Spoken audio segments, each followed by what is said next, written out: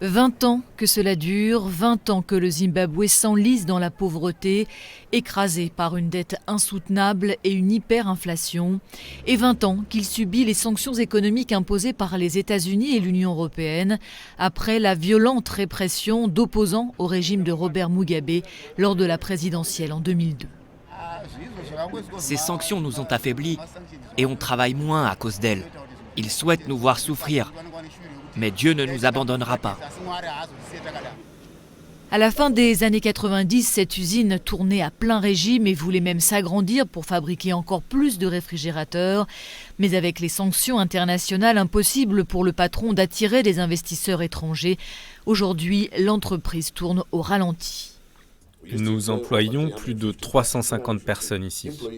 Nous sommes maintenant à moins de 50 employés. Voilà le résultat des sanctions.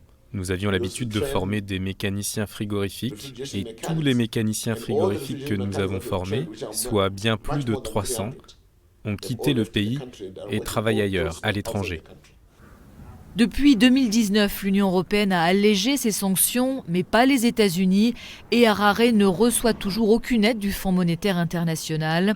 Le président Emmerson Mnangagwa, qui a succédé à Mugabe en 2017, a réclamé à plusieurs reprises la fin des sanctions américaines qui interdisent aux banques de prêter de l'argent au Zimbabwe. Appel relayé par une partie de la population qui manifeste régulièrement, comme ici devant l'ambassade américaine. Mais avant toute levée, Washington exige un meilleur respect des droits de l'homme, des élections démocratiques et le paiement de quelques 8 milliards d'euros aux propriétaires blancs expropriés lors des réformes agraires sous Mugabe.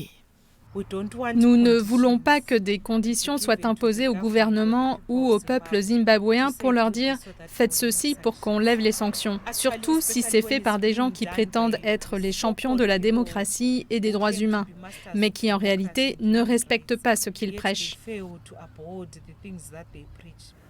À ces manifestants, les États-Unis répondent que si le Zimbabwe va si mal, ce n'est pas à cause des sanctions qui pèsent sur lui, mais à cause de la corruption qui continue d'y régner et de la très mauvaise gestion des ressources du pays par ses dirigeants.